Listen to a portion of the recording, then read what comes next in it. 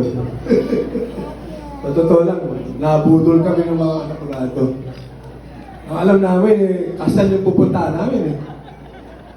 Yung pala, birthday gift. So, ano si Gino? Go, Gino ha. Napakagaling mo mag-artista. Thank you. Well, thank you very much sa inyo lahat. Hindi ko na pa kayo isa-isahin. Talagang ano na ng puso na makita pa kayo na dito sa celebration namin ng mag-asawa na ika nga eh, binigyan ng panahon ng aking mga anak. Talaga manuga, talaga namang hindi ko akalain na ito eh surprise talaga sa aming asawa. Thank you so much talaga anak.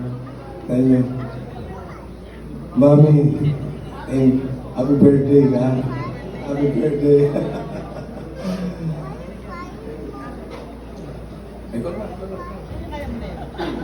Yung mga nanggaling sa malayo, thank you very much ha. Yun lang at maraming salamat po. Thank you very much po.